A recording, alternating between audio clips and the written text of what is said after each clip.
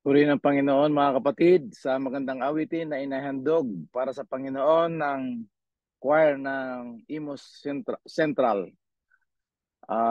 Last November, tayo nagkaroon ng series, Laodicean Message. Napakahalaga nito mga kapatid kasi ito yung uh, urgent counsel ng ating Panginoong Hesus sa bayan, sa iglesia na kanyang itinayo, kanyang itinatag upang ibalik at ibahagi, ipangaral ang walang hanggang mabuting balita ng kaligtasan, the everlasting gospel mga kapatid. Ngunit sa huling iglesia, the last generation of Christians, tayo na ito mga kapatid, may problema ang Panginoon sa kanyang bayan. Dahil napag-aralan natin last week, ang kanyang bayan ay merong problema. So ang problemang ito ay ina-address ng Panginoon sa kanyang mga leaders. Pero ang problema nito ay hindi lang problema ng leaders, ito ay problema ng buong iglesia. Okay? At ngayon, ito ay in-evaluate ng Panginoon kasi meron tayong sariling evaluation. Iba yung evaluation natin sang-ayon sa ating paningin, sang-ayon sa ating mga senses. At ginamit ng ating Panginoon Jesus ang kanyang sarili, binigyan niya ng title, The True Witness and Faithful.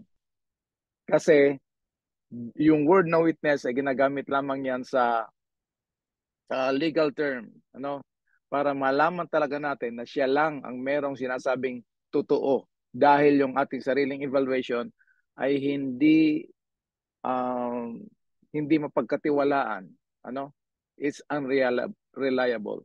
At doon sa ating sariling pag-evaluate, tayo mismo ang siyang nadadaya dahil hiwalay tayo sa Panginoon.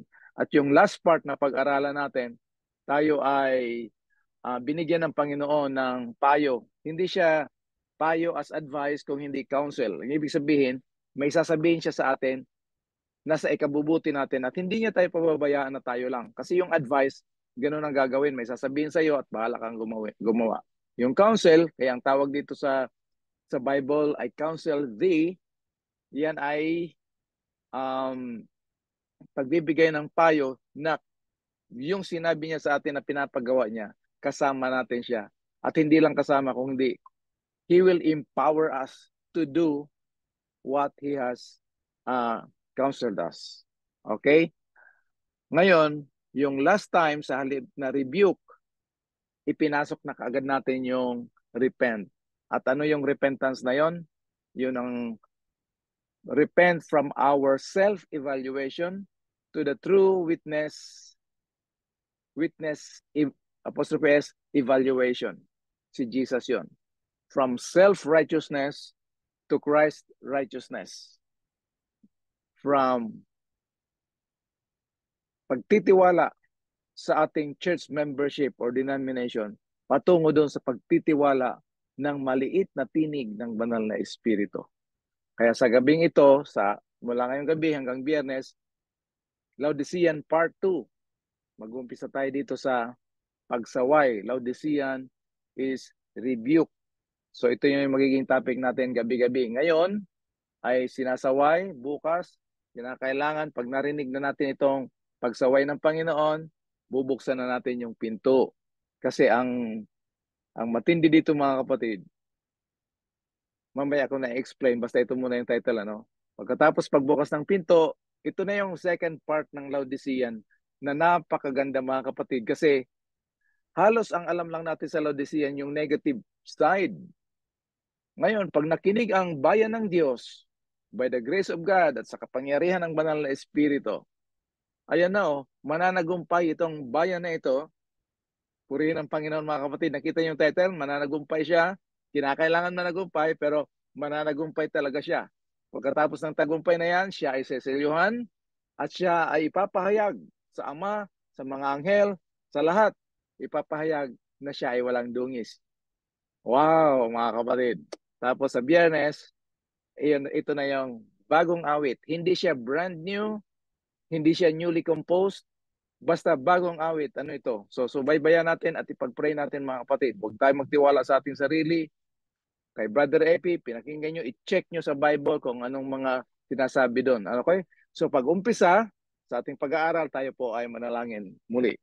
Ang maraming banal, muli kami nagpupuri, nagpapasalamat sa inyo, sa inyong dakilang pag-ibig, walang hanggang biyaya, makapangyarihang uh, biyaya at katapatan sa bawat isa sa amin na kami ay patuloy mag-aaral ngayon at muli namin kinikilala ang presensya ng banal na Espiritu na siyang manguna, magbukas ng aming pag-unawa upang ang katotohanan, liwanag, kapangyarihan ng inyong banal na salita ay aming maranasan, maging patotoo sa aming buhay at kami ay mahimok ng banal na Espiritu makipagbahagi sa ikatatapos ng inyong banal na gawain. Itong lahat ay aming dinadalangin sa matamis at makapangyarihang pangalan ng inyong bugtong na anak, aming tagapagligtas na si Panginoon Jesus. Amen. Okay mga kapatid, habang nagdi-discuss tayo, habang nag-aaral, prayer, katabi nyo inyong mga Bible. So ito na mga kapatid. Laodicea, wala itong iba kung hindi tayo. So, in-address na ng Panginoon, binigyan niya tayo ng evaluation kung anong problema natin dahil tayo ay nadaya ng ating sariling pag-evaluate kasi ang problema ng Laodicean Church, he is religiously active but spiritually dead. Yung kanyang mga activities, kasuklam-suklam, karimari-marim, nasusuka ang Panginoon. Ano? I am about to vomit. Kaya binigyan niya tayo ng payo at pag pinakinggan natin yung payo, tayo naman ay by the grace of God nakinig. I hope all of us, kung meron mga first timer ngayon, all of us ngayon ay nakinig, sundin natin ang payo ng Panginoon na tayo ay bibili sa Kanya ng gold tried with fire, that is the righteousness of Jesus Christ, and faith tried with fire. Yan yung pananampalataya ni Kristo. Yun lang ang pundasyon ng ating kaligtasan. No? At yung eye salve, yung pagtanggap, pakikinig sa banal na Espiritu na nandito na sa atin. Huwag nating hintayin yung banal na Espiritu kasi binigay na sa atin. Ang banal na Espiritu ang naghihintay sa atin kung tayo ay makikinig ng kanyang salita. So ngayong gabi, pag-aaralan na natin ngayon sa lahat ng itong maganda, mag-uumpisa tayo ngayong gabi sa medyo masakit pakinggan. Kasi, ang nangyari niyan mga kapatid, okay, yan ang magiging topic natin ngayon. Laodicean is rebuked. Okay? Yan. Nakita nyo dati, puro lang yung pihitan.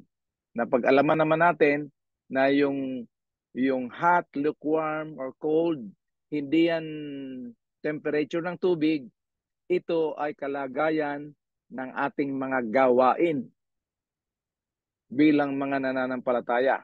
Hindi ito temperature ng tubig kung hindi gawain. Ano yung hot works? Because I know thy works. Yan ang pinaka-main issue dito eh. I know thy works. Ano yung hot works? Yun ay gawain ng banal na Espiritu. Tayo ang kanyang kasangkapan. Tayo ay, by the grace of God, nagpapakumbabang magpasakop sa banal na Espiritu at lahat ng mabubuting ating ginagawa, hindi natin kinikredit sa ating sarili. Yung cold works, alam na natin na ito ay gawain ng laman. Kaya masama yan, mabuting gawain, hiwalay sa Panginoon, ito ay gawain ng laman at ang resulta niyan ay dead works. Itong lukewarm, na pag-aralan natin, konting review lang mga kapatid, ano? Ang lukewarm, maligamgam, ay gawain ng laman, mabubuting gawain, religious activities, active na mga gawain. Pero laman ang gumagawa, kinokopya ang gawain ng banal na Espiritu. Kaya hindi siya nananatili, nadi-discourage, tumitigil, pag walang bumati, pag walang magsuporta, titigil talaga siya. Walang mag-congratulate. Ano? Yan. So, ang lukewarm dito, maligamgam kasi gawain pa rin ng laman pero maganda tingnan sa labas. Pero napag-aralan na natin yung topic ni Job, kung paano yon in the context of the everlasting gospel, na si Job pala, pagdating sa katapatan at pananampalataya, walang problema si Job. Ang problema ni Job ay kagaya ng Laodicean problem is self self-righteousness. Napag-aralan natin yan. Sa ending ng buhay niya, siya ay nagbalik loob, nagrepent. Anong pinagrepent niya? Ay wala naman siyang ginawang masama. Nagrepent siya sa mga bagay na hindi niya nalalaman, na napakaganda pala. Things are too wonderful for me, which I did not know. Okay, so ngayon, sabi niya, Lord, dati naririnig lang kita, pero ngayon, nakita ko na. Yung nakita, hindi yung naked eye, kundi naintindihan ko na. Binuksan na ng Panginoon ang kanyang pag-uunawa. So, purihin ang Panginoon, mga kapatid. Ngayon, ito yung maganda sana, mga kapatid, kung yung message to Laodicean, kung nandyan yung mga Bible nyo, kung hanggang dun lang sana siya sa Revelation chapter 3 verse 18. Ang sabi niya, pinapayuhan ko kayo na kayo ay bumili. I counsel you to buy of me gold tried with fire, white raiment, and upang tayo daw ay maging mayaman, white raiment, para matakpan ang ating kahihiyan kasi hindi natin alam na nakakaya pala yung ating kasalanan. Anong klaseng kasalanan? Yung mabubuti nating gawa na hindi sang-ayon sa kalooban ng Panginoon ay kahihiyan pala yon, self-righteousness. At I salve na banal na Espiritu. Magandang maganda na sana yon, mga kapatid, kung yun ang naging ending ng Laodicean message. Pero ito yung medyo malungkot na pag-aaralan natin ngayon kasi dito sa verse 19, may karugtong pa sa verse 19. Pero hindi pa tapos yung pag-aaral natin. Ano? Focus muna tayo dito sa verse 19. Anong sinasabi dito sa verse 19?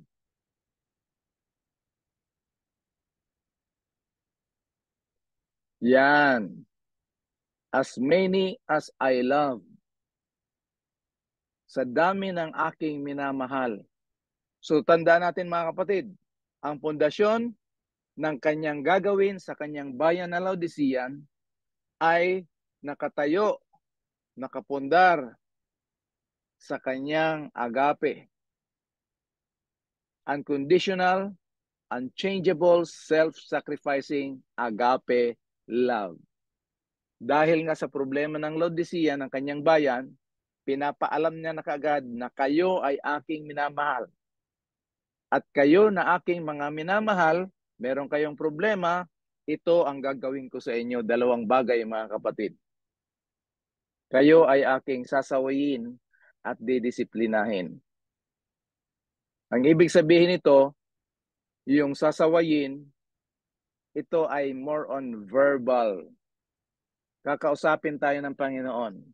At pag hindi tayo makikinig, hindi lang verbal ang gagawin niya, hahakbang pa siya ng isang akbang ng pagdidisiplina. Kaya ang kanyang pangalawang payo sa atin ay tayo ay maging matatag, maging masigasig, at magbalik loob. Pero napag-aralan na natin itong pagbabalik loob at paano magiging masigasig. So dito na tayo ngayon sa anong tinatawag ng Panginoon na pagsasaway at pagdisiplina.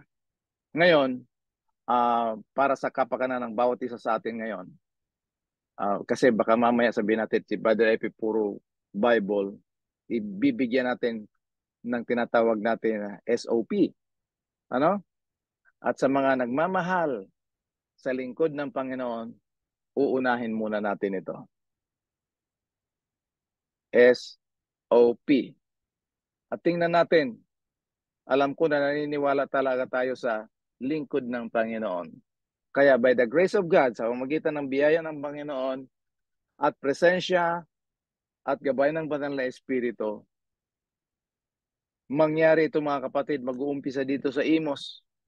Diyan sa Imos, Central 2, at dito sa, kung nandito yung General Trias, yung Santiago Bukid District, hindi ko alam ang pangalan nila, Partrapi, ano, kung anong district dyan. Pinagpipray natin ito. Tayong una makakaranas nito, hindi tayo better than anybody else, pero siguro tayo yung nag-spend time talaga, ano talagang message ng true witness para sa atin. So global tayo, worldwide, from General Conference, hindi tayo pwedeng magmayabang na tayo lang. Pero dito sa pag-aaral natin, siguro tayo ngayong oras na ito at buong isang linggo, makakaranas ng makinig ng tunay na pagkikinig sa salita ng Diyos at sa kanyang lingkod. Tingnan natin, ano? Testimonies, Volume 1, page 181. The testimony of the true witness. Alam niyo kung saan yung true witness, di ba? Laodicean message, si Jesus yan. Ang patotoo ng tunay na testigo has not been half-heeded. Wow. The solemn testimony upon which the destiny of the church hangs has been lightly esteemed. Alam niyo yung ibig sabihin nito? Alam natin na mayroong Laodicean message. Alam natin na maligamgam tayo. Tapos pag may hindi mag-attend ng Wednesday o prayer meeting, sabihin, ay, Laodicea kasi. Pero yung message, kasi hanggang doon lang tayo sa activities, hindi natin nakikita yon. Pero dito sabi ng Panginoon, ng lingkod ng Panginoon, the testimony of the true witness has not been half-heeded. The solemn testimony upon which the destiny of the church hangs has been lightly esteemed, if not entirely disregarded. Nakikita talaga natin, naririnig natin, alam natin ito. Pero kung anong message na ito, hindi natin binibigyan ng total focus. Para tayo nasa simbahan tapos nagse-cellphone, alam niyo yung ibig sabihin nun? O nagkukwentuhan tayo na kung ano-anong pinagkukwentuhan. Hindi tayo nakikinig ng Sabbath school lesson or sa teacher. Di ba? Normal naman yan sa church eh. Pero yan talaga. Itong message ng Panginoon, actually the message, Laodicean message, is the everlasting gospel. Justification by faith. So kung hindi man natin lahat ay ini-snub o tinatanggihan ang mensahe, pero hindi talaga natin binibigyan ng diin ang pakikinig nito. So this testimony must work deep repentance. Repentance from what? Napag-aralan natin yun? Not from our sins, kasi wala namang mga kriminal dito sa atin. Wala namang magnanakaw. Deep repentance in the sense na iniisip natin sa ating family na alam na natin, pero actually hindi natin alam. Kagaya ni Job. Naalala niyo mga kapatid? So this testimony, kaninong testimony, the true witness, must work deep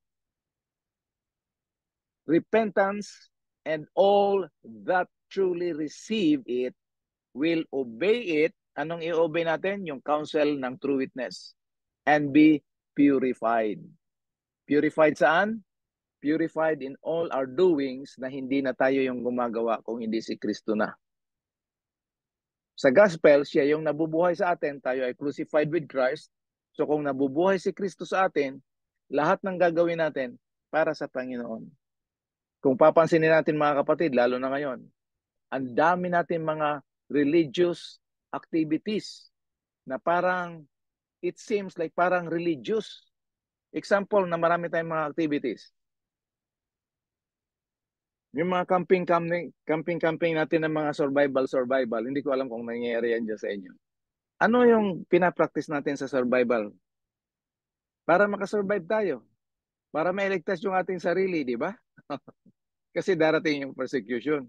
Mga kapatid, lahat ng gagawin ni Satanas para ma-detach tayo sa source of life, ang paghahandaan natin, yung ating sariling ugnayan sa Panginoon, yan lang.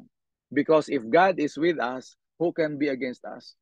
Lahat ng mga pana, mga kung ano pang gagamitin ni Satanas sa gagawin sa atin, hindi niya tayo magagalaw. Okay mga kapatid? So yun ang aasikasuhin natin. Huwag yung preparation kasi magpe-persecute. Kung mga kapatid, sa akin lang to ha, in case magkaroon ng persecution, hindi dahil we live a godly life in Jesus Christ as the Bible says. Kung hindi, atake tayo ng atake ng mga ibang denomination, mga iba-ibang pananampalataya to prove that they are wrong and we are right. At sinasabi ng true witness na we have our own problem at siya lang ang may solusyon nito mga kapatid. So kung maaari mga kapatid, iwasan na natin itong mga pag-engage ng mga debate dyan sa YouTube na parang tayo na lang ang nakakaalam at dahil tayo lang ang merong alam, tayo lang ang liligtas ni Lord. Samantalang ang bayan ng Diyos, yung iglesia, the last church prophetic church, which is the spiritual Israel ngayon, may problema tayo. Anong problema natin? Hindi tayo nakikinig ng payo ng true witness. So, page 85. The message. Kaya yung mga nagsasabi, si Brother Epi, hindi masyado... Ayan o. The message to the Laodicean has not accomplished that zealous repentance among God's people, which I expected to see nung panahon pa ito ni Ellen White. And my perplexity of mind has been great. Masyado concerned talaga si Ellen White. Mga kapatid, concerned ba tayo? Ano ba talagang message ni Jesus dito sa Laodicean? So yan yung unang SOP natin. Tingnan natin yung sinasabi ni Pablo sa mga Hudyo na na-convert sa Christians and they were in danger of going back to works. Yung rituals nila doon sa sanctuary kasi iniisip nila, baka hindi tayo mahalin ni Lord, baka hindi natin iligtas kung hindi tayo sumunod ng sanctuary. Ay yung sanctuary tinupad na ni Jesus yon. Si Jesus yung sanctuary. So titingnan natin, magbabasa muna tayo. Basa lang tayo ng Bible ngayon saka SOP. Hebrews chapter 12, 6 to 12. Pag may Bible kayo dyan na Tagalog, mas maganda rin. No? Ayan. Ganito mga kapatid yun, just in case. Sa ating pakiramdam at evaluation sa aking tanong,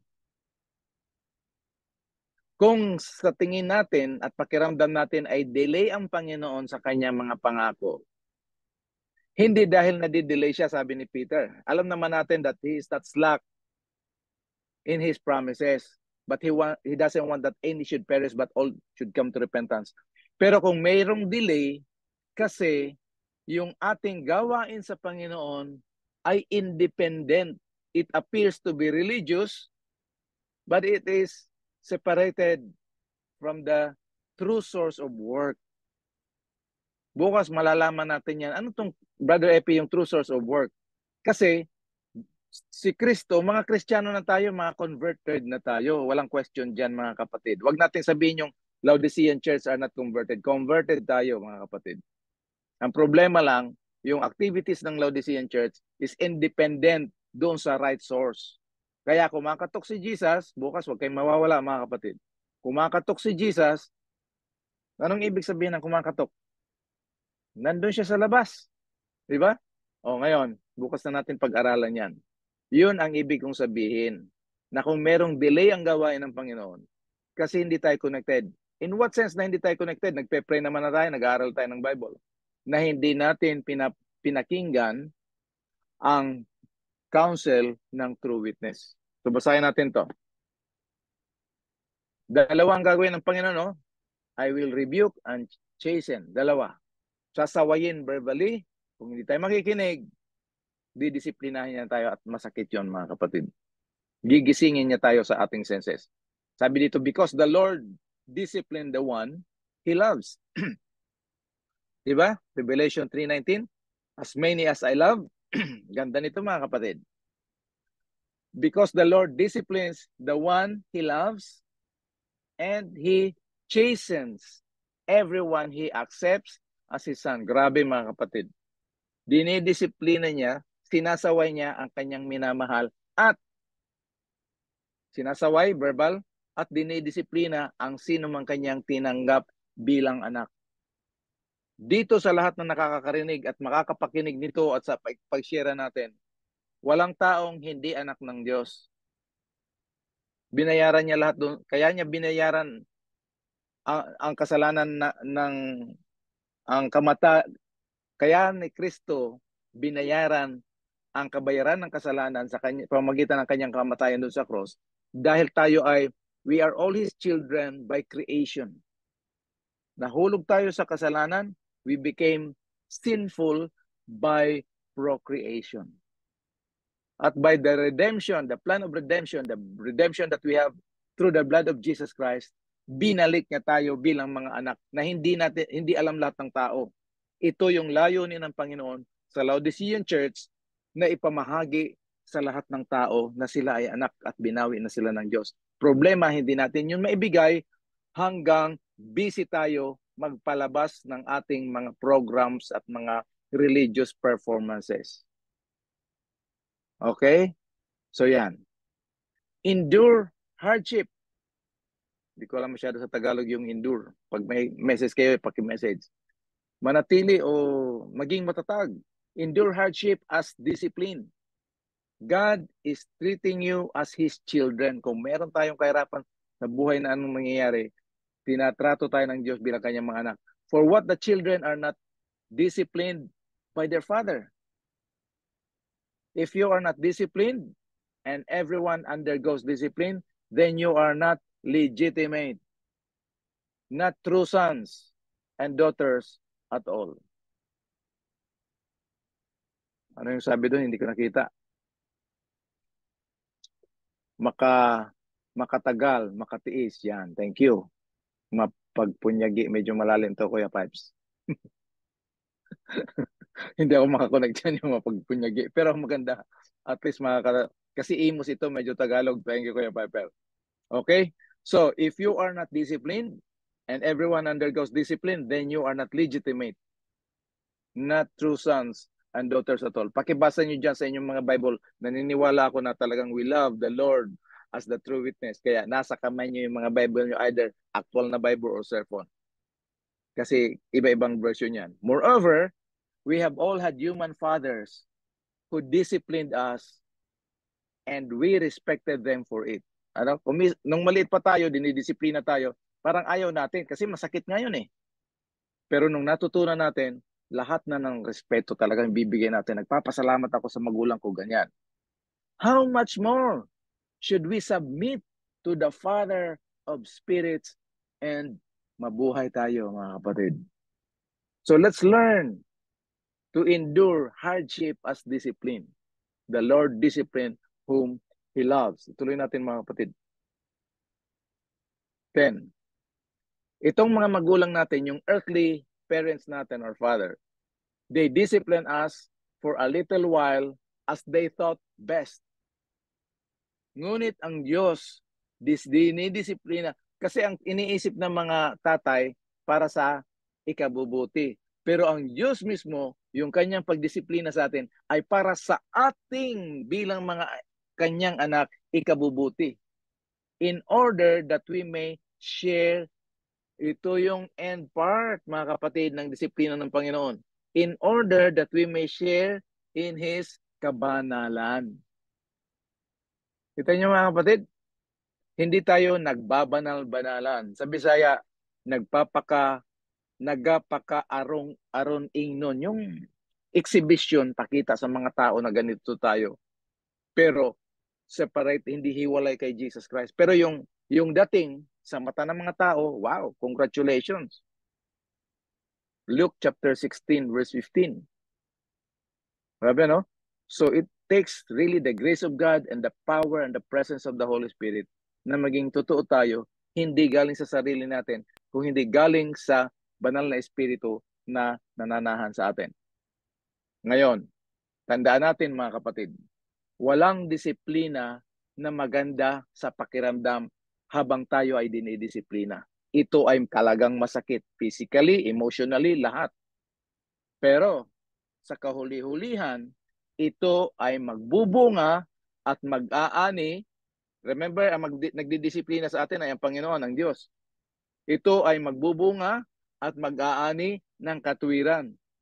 Kaninong katwiran?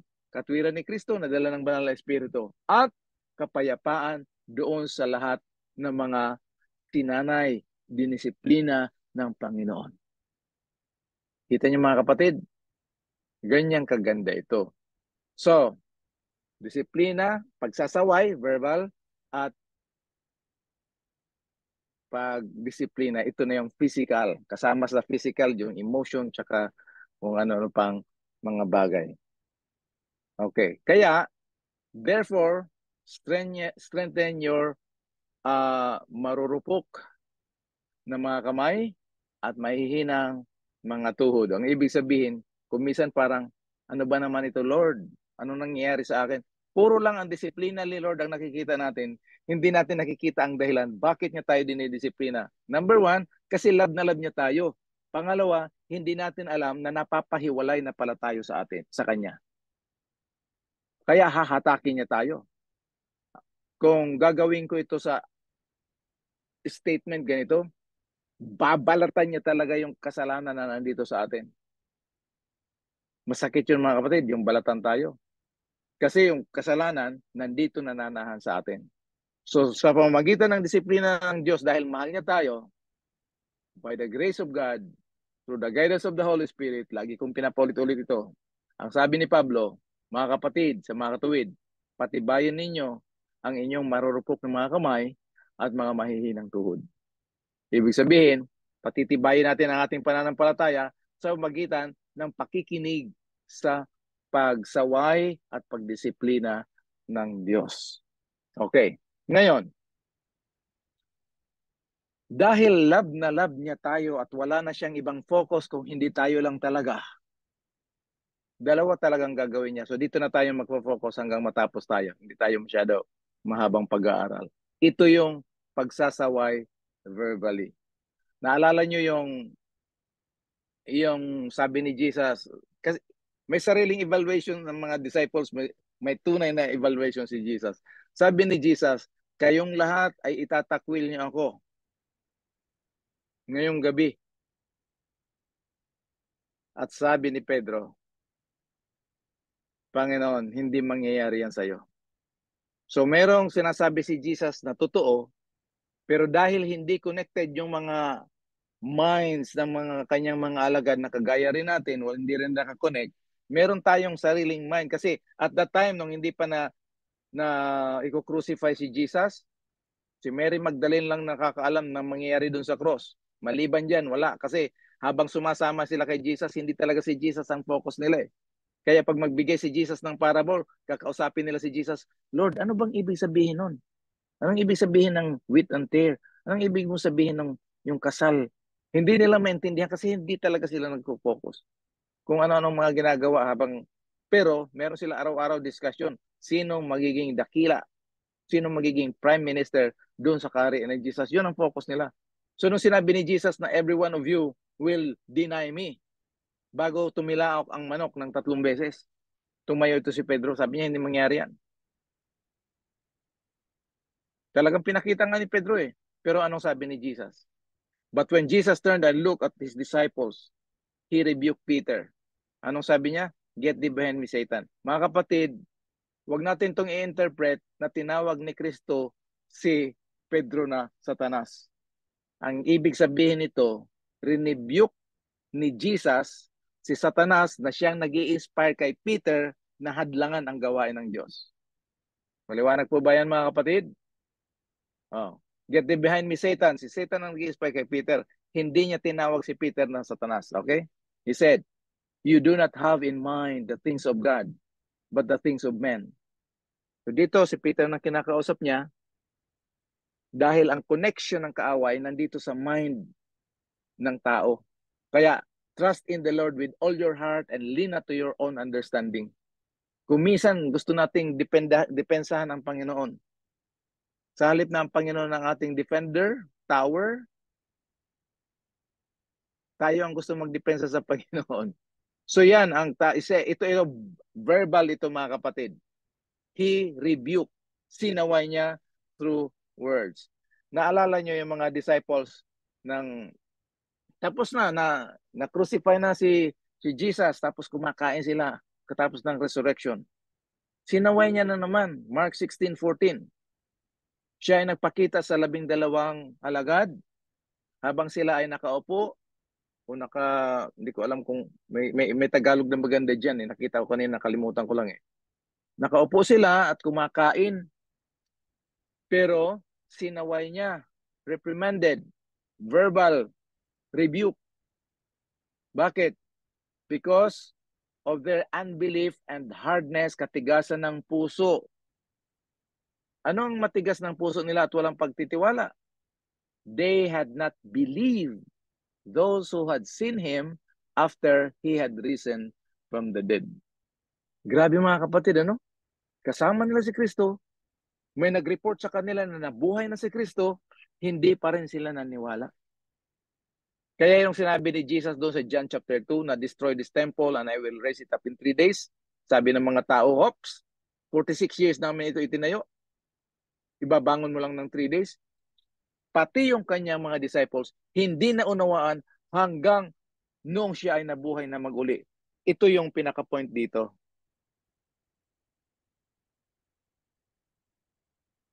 Grabe, no?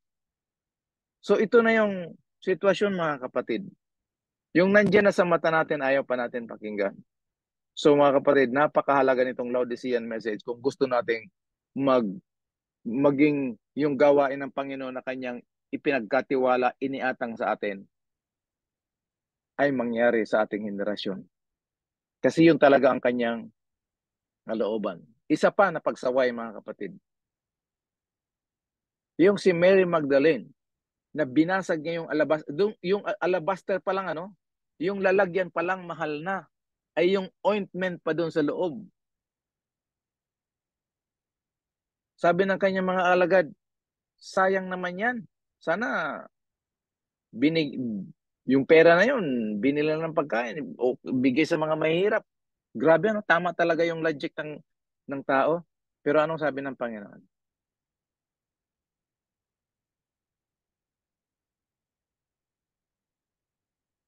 Parang hindi ito Mark 16:14. Ah, ito pala. John 12:7. Tungkol kay Mary Magdalene. Sabi ni Jesus, pabayaan niyo siya kasi yung ginagawa niya ay para sa akin. Yung sinabi ko kanina, mga kapatid, sa lahat ng mga disciples at sumasama kay Jesus araw-araw,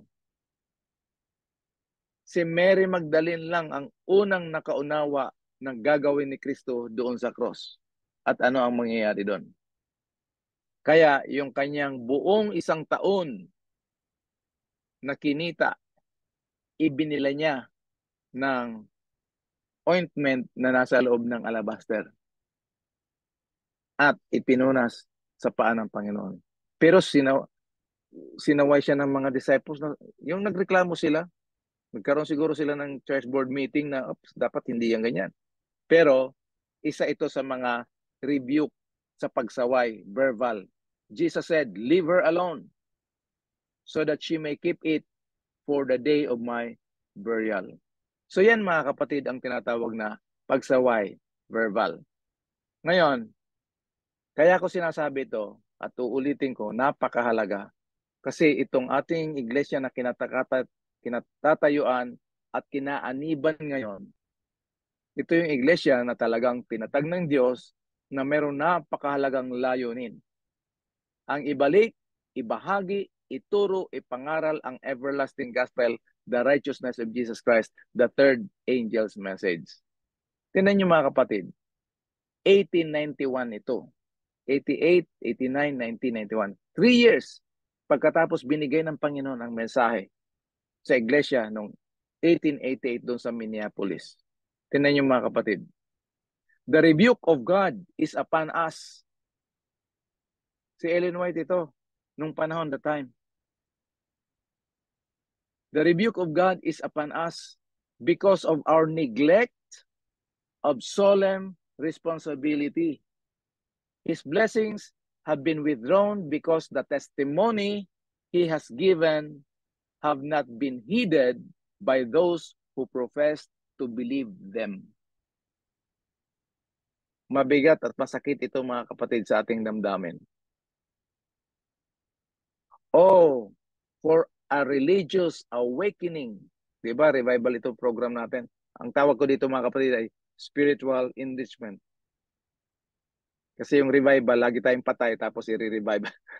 Pero depende lang yan sa term natin. Pero mas maganda yung gawin natin yung magandang ikalalago sa ating pananampalataya. Kaysa yung word na revival, patay tayo. Mag-revival na naman tayo sa next few months, magre-revival na naman. So, hindi tayo na mamatay kung hindi tayo ay lumalago sa biyaya at karunungan ng Panginoon. So, religious awakening. Maganda sana kung sinabi ni Ellen White, religious revival, religious awakening. The angels of God are going from Imos Central to Tansang Luma to Bagong Kalsada, from going from church to church, to Santiago Bukid, to Pascam, papunta ng Nobaleta, kung saan mga kapatid, the angels of God are going forth from church to church, New Jackson Heights, to First Filipino, New Jersey, to First Filipino International, from church to church doing their duty. And Christ is knocking at the door. Bukas mga kapatid, ito yung topic natin. Of your hearts for entrance. Nasa labas si Kristo sa kanyang bayan, sa sariling mga anak, sa kanyang iglesia. Siya yung ulo pero hindi siya nagwa-function kasi yung katawan gumagawa ng kanyang sarili. Alam niyo yung nangyayari kung minsan meron tinatawag na involuntary movement, muscle movement, yung wala kang ginagawa pero gumikilos yung muscles, kung minsan nauuwi pa dun sa pulikat. Yan. Meron tayong spiritual na pulikat mga kapatid. But the means that God has devised to awaken the church to a sense of their spiritual destitution have not been regarded. Oh, masakit ito na mensahe ng Panginoon. Galing ito sa Testimonies to Ministers, Volume 5, page 719 to 20. Ano sabi dito? The voice of the true witness. Saan ito true witness? Laodicea. The voice of the true witness has been heard in reproof. Maganda ito eh. Pinakinggan bilang pagsaway. Ngunit hindi sinunod, but has not been obeyed. Men have chosen to follow their own way instead of God's way. Spiritual pulikat, body movement outside of the order of the head, Jesus Christ. Because self was not crucified in them. Thus, the light has had but little effect upon the minds and hearts. Naririnig natin yung Laodicean message. Matagal na tayo may Laodicean message. Pero mga kapatid, alam nyo, itong grupo natin, siyempre mga Adventist tayo, purihin ang Panginoon mga kapatid. Kayo nag-decide talaga kayo dyan sa district na pag-aralan talaga itong Laodicean message. Ngayon, don't take it na galing ito kay Brother Epi. Pag-aralan nyo rin. Ang pakinggan natin si Jesus mismo from the word, spirit of prophecy. Ano? At kung may mga iba pang resources tayo na makita dyan. Tingnan natin yung nangyari sa bayan. Narinig nyo na ito doon sa pag-present natin ng Daniel. Narinig nyo na tayo sa Leviticus 14 na pag-aralan na natin ito, no? Ngayon, ito. Dito muna tayo sa Tagalog. Kasi as many as I love eh. At ang Panginoon, ang Diyos ng kanilang mga magulang, yung forefathers, nagsugo na sa kanila sa magitan ng kanyang mga sugo na bumangong maaga at nagsugo sapagkat, anong dahilan? Bakit sugo ng sugo? Padala ng padala ang Panginoon. Sa English, send His messengers again and again. Sapagkat siya'y nagdalang habag sa kanyang bayan. Ito yung literal Israel. At sa kanyang tahanang dako, dwelling place, the sanctuary. Anong reaksyon ng mga tao ng kanyang bayan? Yung sinasabi ni Ellen White sa Laodicean Church. Nung panahon ni Ellen White, saka hanggang ngayon. Ito yung literal Israel. Ngunit kanilang tinuya ang mga sugo ng Diyos at niwalang kabuluhan ang kanyang mga salita. At dinusta ang kanyang mga propeta hanggang sa ang pag-init ng Panginoon ay bumugso laban sa kanyang bayan hanggang sa mawalan ng kagamutan. At least yung Laodicean Church. 'Di ba? Ito yung dahilan kung bakit merong Babylonian captivity. So ngayon, gusto ng Panginoon, tayo na spiritual Israel. Ayaw niya nang maging alipin na naman tayo ng spiritual Babylon. Kasi sa Revelation chapter 14 verse 8, the second angel, lahat ng bansa pinainom, kasama tayo dyan. Yung wine na yan, alam niyo mo yung wine, yung paglasing na, maraming ginagawa yung wine eh. Yung hindi marunong mag-English, nakakapag-English. Yung takot na takot sa liligawan, nakakapagligaw. Maraming ginagawa itong wine. Ano? Yung maling doktrina ng Babylonia, dahil nakainom tayo niyan, hindi na natin alam at hanggang sa punto na hindi natin marinig ang tinig ng true witness. Bisaya, kasi marami tayong mga Bisaya dyan na ako in between ng Tagalog at Bisaya, kaya linagay ko lang itong dalawa. Wala tayong Ilocano at ibang Bicol dito mga kapatid. Si Jehova ang Diyos na sa ilang mga amahan, nagpaadto kanila pinaagi sa iyang mga sulugoon. Nga mingbangon pagsayo o nagpadalag mensahe nga naman tungod kay siyang may kaluoy sa iyang katawhan o sa iyang dapit nga puloy-anan. Apan ilang gibiay-biay ang mga sulugoon sa Dios o gitamay ang iyang mga pulong. Wow. O nagpanamas-tamas sa iyang mga manalagna prophets, mga propeta. Hangtod nga ang kaligot-got ni Jehova misilao batok sa iyang katawhan. Hangtod nga dili na matabang. Di ba may expression tayo sa Tagalog, naunsa naman na, oy, di na yun matabang. Sa Tagalog, ay grabe na. Oh. Tuloy natin sa English. Verse 17.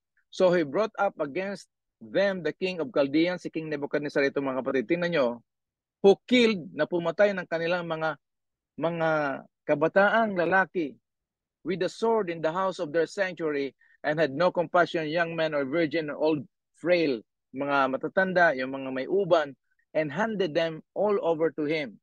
He brought, ang Panginoon, he brought all the, King Nebuchadnezzar. King Nebuchadnezzar, dinalahan-lahat ng mga bagay na nandun mula doon sa bahay ng Diyos, bahay-sambahan, sa sanctuary, lahat ng mga malalaki, maliliit, yung kayamanan ng bahay ng Panginoon, and the treasures of the king and officers.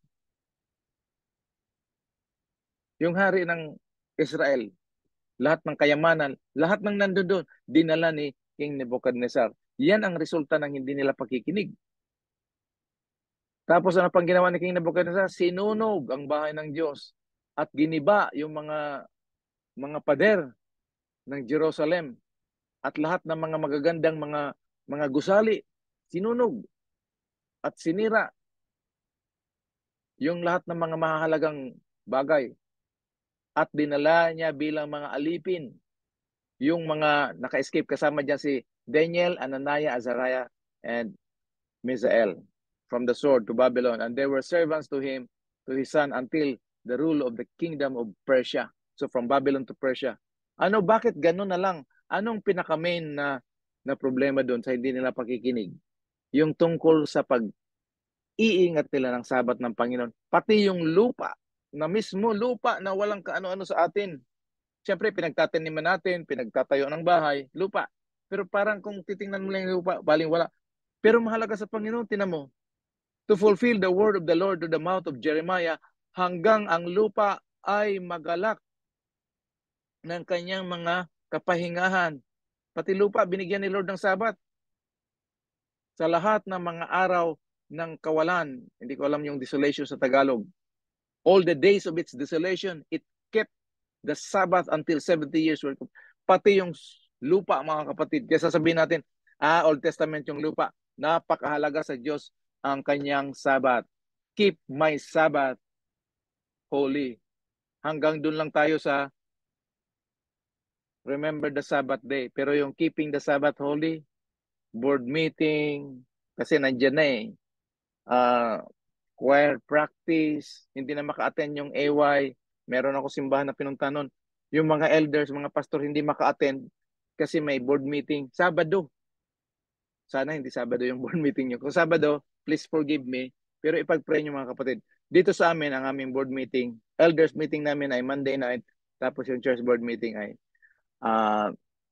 Tuesday night. Siguro kasi nasanay na tayo na pwede lang. Doon sa Masbate, At sa Visayas, meron tayong tinatawag na unit meeting or association meeting. Doon sila nagmi-meeting during AY. So yung mga AY, napapabayaan yung mga youth, yung mga leaders, nandun nagmi-meeting, nag-argue, nagdi-discuss kung ano-ano. Mga kapatid, remember the Sabbath day to keep it holy, special. Kung meron tayong, sabihin natin, kasi business naman yan eh. Ni Lord, business ni Lord yan. Pero dapat dun sa AY, nandun tayo. Kasi mga kapatid, yung SDA, alam niyo yung SDA, di ba? Sabbath School. Ibig sabihin ng Sabbath School, hindi ka lang pupunta ng mag-attend ng Sabbath School at uupo at mag-open ng cellphone mo, kundi during the week nag-aaral ka ng Sabbath School lesson. Pagdating doon, magpa-participate ka. No? Sabbath School, S. Divine Worship, walang tulugan sa Divine Worship kasi Sabbath day, tutulog. Divine Worship, makinig, mag-participate, SD, and then AY, SDA.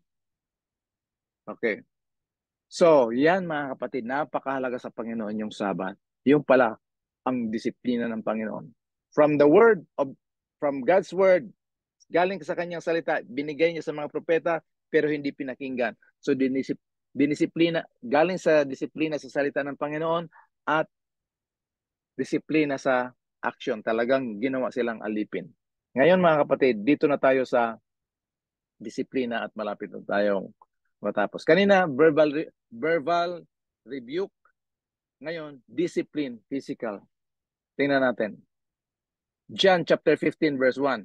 Ako ang puno, ako yung tunay na puno, at ang aking ama ang may-ari, gardener, at he cuts off the branches in me that bears, yung hindi namumunga, pinuputol, prune ang tawag dito. Pinuprune. While every branch that does not bear fruit, he prunes. Mga kapatid, yung kahoy, hindi nasasaktan yun kasi walang nerve. Pero pag tayo ang prunun ng Panginoon, dahil meron tayong damdamin, meron tayong konsensya, nasasaktan tayo. Pero anong purpose? So that it will be even more fruitful. Kung tayo ay maging fruitful spiritually for the glory of God, hindi for the glory of the preacher or the glory of anybody else, na leaders or church members or denominational, magiging productive tayo for God's glory. Pero dadaan tayo sa pruning. Mga sanga na hindi namumunga, puputulin. Hindi yan papatay. Yung sanga na hindi namumunga, either patay na yon o talagang may sanga lang na hindi namumunga.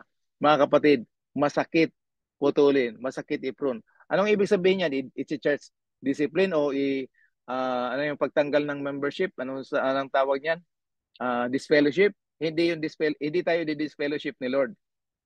Bibigyan tayo ng mga sitwasyon sa buhay na magising tayo hanggang tayo ay dumating sa punto na makita natin wala tayong pwedeng asahan mula sa ating sarili kung hindi sa Panginoon lang.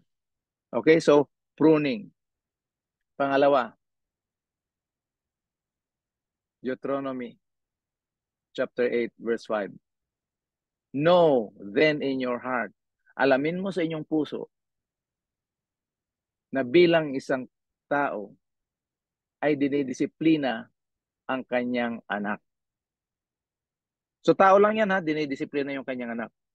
So the Lord your God disciplines you. So makatuwid mga kapatid, ang ating Panginoong Diyos, didisiplinahin din tayo. Ang matindi sa disiplina na ito mga kapatid, hindi na tayo verbal ngayon. Talagang merong physical touch.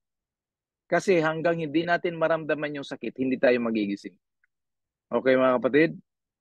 Para may time tayo for discussion. Job 5:17. Pag-aralan natin si Job, ano? Reviewin niyo ulit yun mga kapatid. Mapalad, masaya, happy, blessed is the man whom God corrects. Yan yung discipline mga kapatid.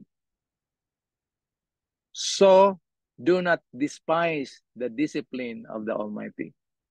Kung may sitwasyon tayo mga kapatid na nangyayari, connected doon sa ating relasyon sa Panginoon at paglilingkod na hindi nangyayari, huwag nating itakwil ang kanyang pagdidisiplina sa atin. Psalm 94. The Lord knows the thought of man. Alam niya yung ating iniisip na walang kwenta itong sarili nating pag-iisip. Kaya mapalad, masaya, blessed is the man whom you, Lord, chasten, dididisiplina, O Lord, and teach him out of your law. Dinagay ko dito sa Tagalog, 11 to 15. Nalalaman ng Panginoon ang mga pag-iisip ng tao na sila'y pawang walang kabuluhan. Outside of Christ, lahat ng iniisip natin, sa atin tama, maganda, magaling, brilliant, pero alam ng Panginoon walang kabuluhan. Kaya mapalad ang tao na iyong pinaparusahan, O Panginoon, at tinuturoan mo sa iyong kautusan. Hindi lang nawawala ang kautusan ng Panginoon para sa ikabubuti natin yan. Upang iyong mabigyan ng kapahingahan sa mga kaarawan ng kasakunaan hanggang sa mahukay ang hukay na ukol sa masama. Bakit? Bakit? Sapagkat hindi grabe, no? Sapagkat hindi itatakwil ng Panginoon ang kanyang bayan, mga kapatid. Sukang-suka na siya sa atin, pero pinilit niyang hindi isuka. Tiniis niyang sumakit ang kanyang tiyan dahil mahal niya tayo. Sa halip na isuka niya tayo, binigyan niya tayo ng payo. Yung suka, ulitin ko yung suka. Nung panahon, kasi wala pa silang tinatawag na seedless grapes. Doon sa mga gusto magtanim ng seedless grapes, magtanim kayo ng walang buto. Mamumunga ngayon ng grapes na walang buto. Anyway, so yun nung panahon, wala pa silang seedless grapes. So, kumakain sila ng grapes. Tapos, pagkain nila, nandun yung buto, yun, igaganyan nila yung buto. Yan yung ibig sabihin doon. So, sapagkat hindi itatakwil ng Panginoon ang kanyang bayan, ni pababayaan man niya ang kanyang mana. Wow! Sapagkat kahatulan ay babalik. Tingnan niyo mga kato? Kahatulan ay babalik sa katwiran at susundan ng lahat na matuwid sa puso. Grabe, sa puso magmumula yung pagpapasalamat natin sa Panginoon sa kanyang katwiran, mararanasan natin yung tunay na katwiran. Anong katwiran? Katwiran ni Kristo. Proverbs 3:11 and 12. My son, do not reject discipline of the Lord and do not loathe His rebuke. Nandyan yung discipline, nandyan yung rebuke. Bakit? For the Lord discipline the one He loves. Babalik na naman tayo dito sa Revelation 3:19. As many as I love, I rebuke and chasten. As does the Father, the Son in whom He delights. Yung amang tuwa-tuwa sa kanyang anak, pag nakikita niya na hindi tama yung mangyayari sa kanyang anak, may ginagawa, didisiplinahin talaga. No? Praise the Lord, mga kapatid. Isaiah 48:10 and 11. See, I have refined you, but not as silver. I have tested you in the furnace of affliction. Ito yung discipline. For my own sake, my very own sake, inulit ng Panginoon, I will act. For how can I let myself be defamed, be insulted, be of no value? I will not yield my glory to another. Ang ibig sabihin niyan, ang kanyang kapangyarihan, ang kanyang bilang pagka-Diyos, bilang pagiging ama sa kanyang mga anak na nawawala sa linyada, nawawala sa daan, nawawala sa katwiran, hindi niya pababayaan. Oo, mga kapatid. Malakay 3:1-3. I will send my messenger. Naalala nyo kanina yung sa 2 Chronicles 36. I will send my messengers who will prepare the way before me. Then suddenly the Lord you are seeking will come to his temple. The messenger of the covenant, that is Jesus Christ, whom you desire, will come and says the Lord Almighty. Pero may tanong, who can endure the day of his coming?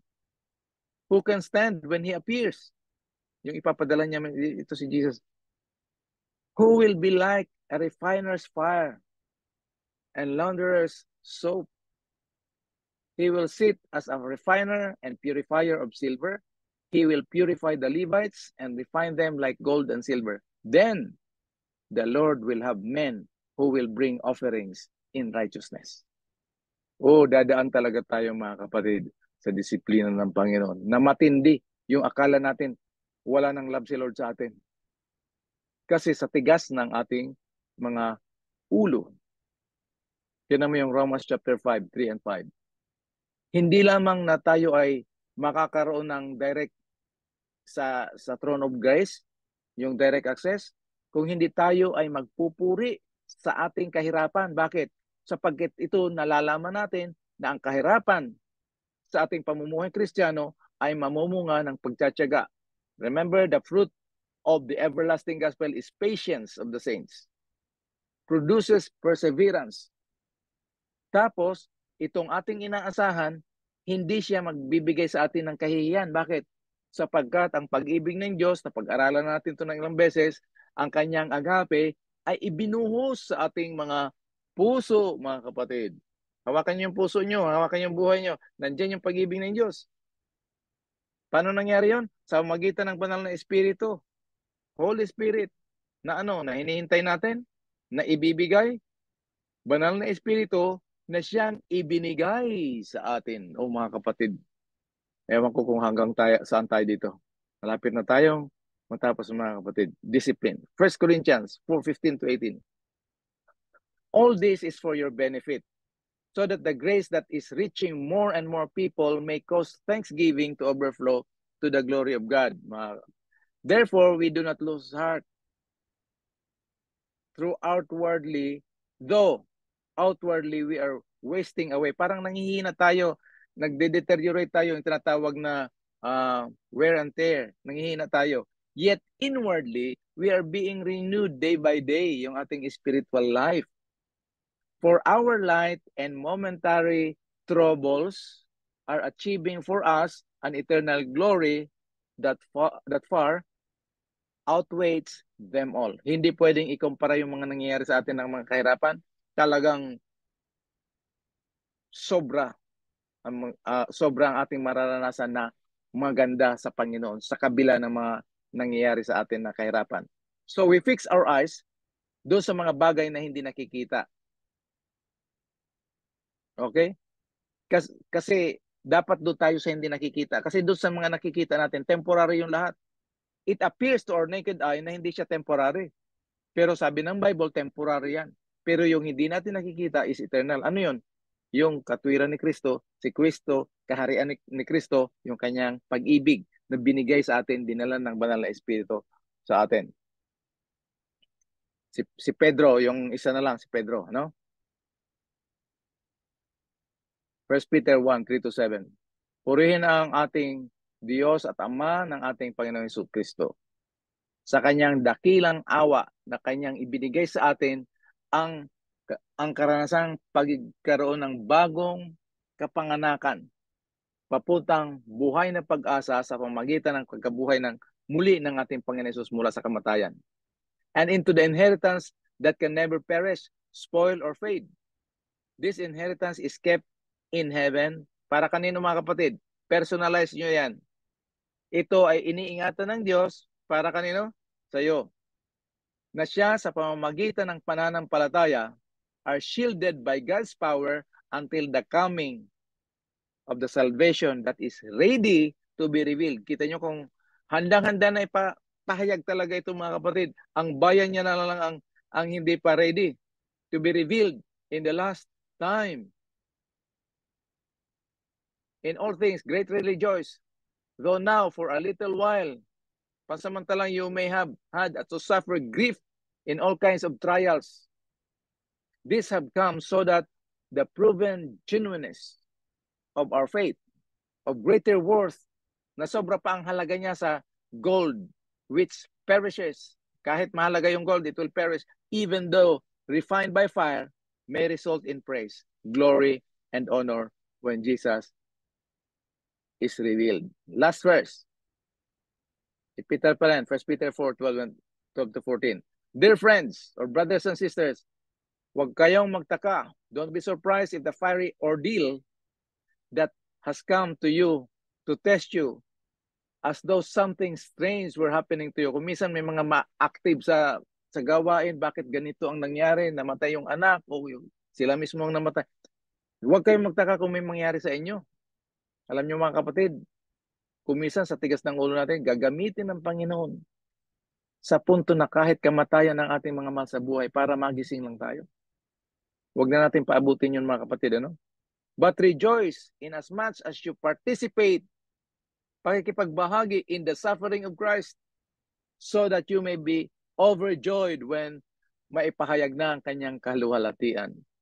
If you are insulted because of the name of Christ, maligaya ka, matuwa ka, you are blessed. Why? For the Spirit of glory and of God, yan ay nananahan sa inyo. Mga kapatid, balik tayo dito. Ending natin itong Gospel Workers, page 307, paragraph 8. He calls for renewal of spiritual life. The spiritual energies of his people have long been torpid. Ang ibig sabihin nito, lukewarm. Tagal ng lukewarm. But there is to be a resurrection from apparent death. Ito na ang good news mga kapatid, ano? Lumiliwanag na. By prayer and confession of sin. Sin doon sa tinutukoy natin ng repentance papunta doon sa mga bagay na hindi natin alam tungkol sa Panginoon. Confession of sin, we must clear the King's highway, the way of the Lord. As we do this, in power of the Spirit will come to us. We need a Pentecostal energy. Anong Pentecostal energy? Acts chapter 2. We need to recognize the presence of the Holy Spirit. Nandito na ang banal na Espiritu mga kapatid. Tanggapin na natin, kilalanin natin, acknowledge. This will come. Bakit? For the Lord has promised to send His Spirit, at pinadala niya na yung noon pa, as all-conquering power. Tanggapin natin yan mga kapatid. Kaya bukas ng gabi, dahil ngayong gabi, pinagpe-pray ko in the name of Jesus Christ, tinanggap na natin ang banal na Espiritu, tinanggap natin ang kanyang rebuke, tinanggap natin yung kanyang disiplina, bubuksan na natin ang ating puso. Bukas ng gabi, huwag tayong mag-absent mga kapatid. Invite natin yung mga kapatid natin. Paano tayo magbubukas? Dahil na in love na tayo ngayon kay Jesus. Okay? God bless us all mga kapatid. Purihin ang Panginoon sa time na tayo sama-sama. Siguro magkakaroon tayo ng break by groups. Purihin ang Panginoon mga kapatid. Ito yung ating message, pag-aaral ngayong gabi.